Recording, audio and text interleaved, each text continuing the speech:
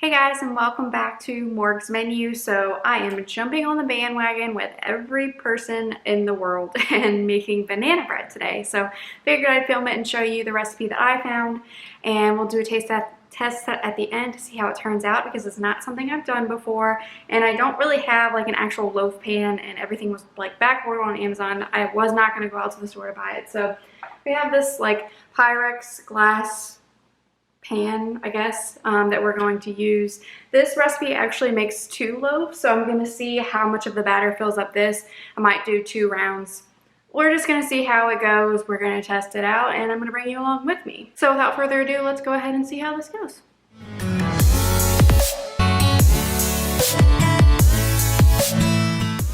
So first thing we're going to do is go ahead and preheat our oven to 350 degrees. Done. Do you like my outfit? Now, I'll go over the ingredients and I'll show you how we put everything together. We're going to need 3/4 cup of butter, 1½ cups of sugar, 2 eggs, 1 1/3 tablespoon of milk, 3 to 4 ripened bananas, and these are very large and very ripe, so we just have 3 here. 2 cups of flour, and we're going to just be using this whole wheat flour. A teaspoon of baking soda, and then lastly any other ingredients that you want to add in it. So you can add things like pecans or walnuts, chocolate chips, coconut flakes, really whatever other kind of flavors you want to incorporate it into. I'm going to be adding in some cinnamon as well as some chocolate chips.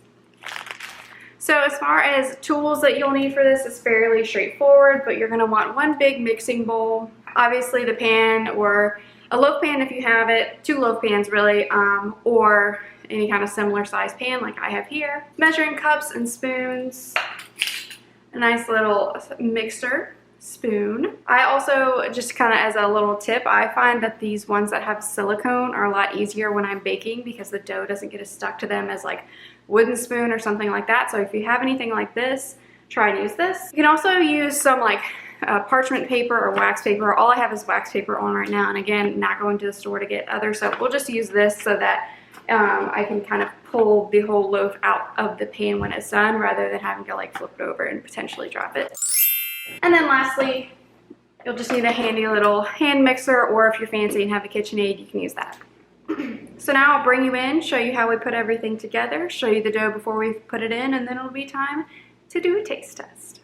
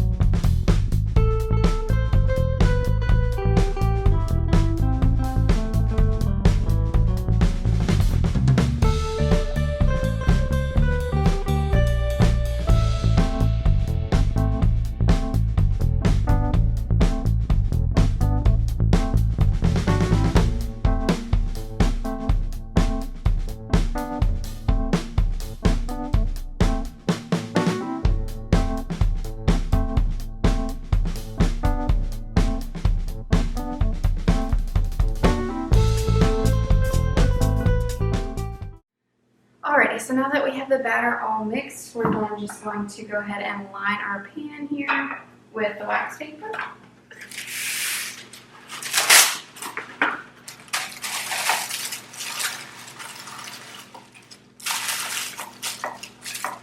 need too much extra, just enough so that you can kind of pull out the edges when it's done. And then we're going to dump half the batter in here.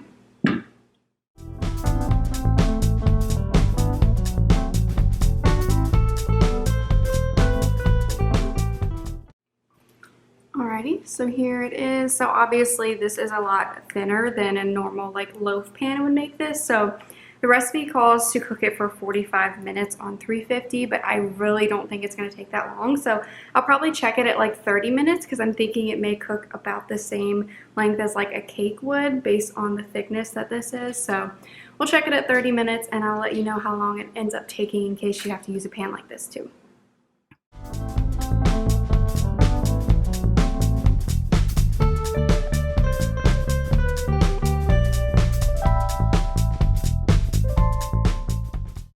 Alright, so it's officially been about 38 minutes since I put it in. As you saw before, I took it out at 30 minutes, checked it, and the toothpick wasn't coming out completely clean, so I'm going to go ahead and try it now.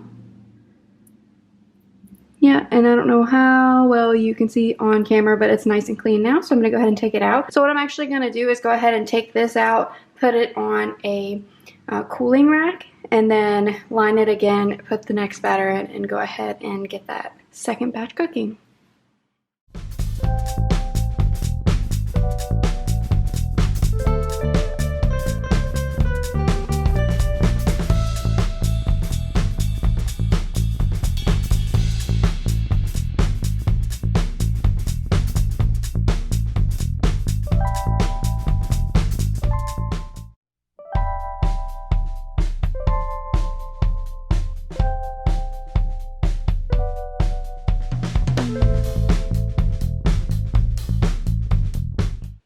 Alrighty, so now that the banana bread loaves have cooled off, I'm going to go ahead and remove the wax paper here, slice them up and put them on this plate here, and then we'll see how they taste.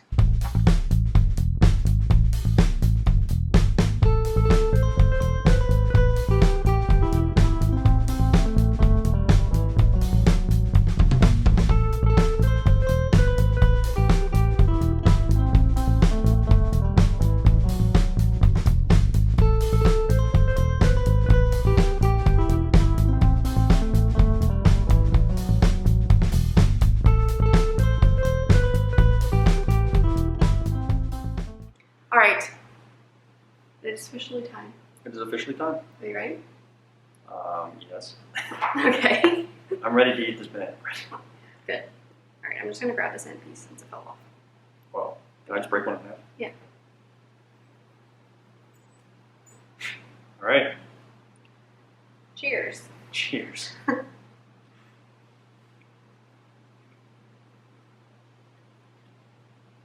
Yeah. Mm-hmm. I like it. Mm-hmm. It's good. It's not too cinnamony. Mm-hmm. Yeah. But yeah, I didn't use too many chocolate chips. The original recipe said to use like half a bag of chocolate chips, but I used like a quarter of a bag. So I think I like that better, just because then it doesn't like take over and just become like chocolate bread. Yeah. So but yeah, you can definitely taste the banana, the cinnamon, the chocolate. Thumbs up.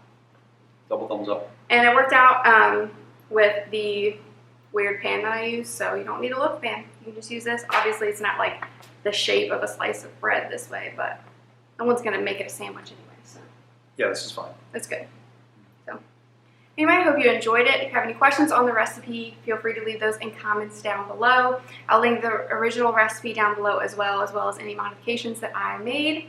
If you're new here and haven't yet subscribed, make sure you go and subscribe so you don't miss out on any of the videos that I post on Wednesdays and Sundays. Thanks again for watching Morgs Menu, and I hope you have a great day. Bye, guys.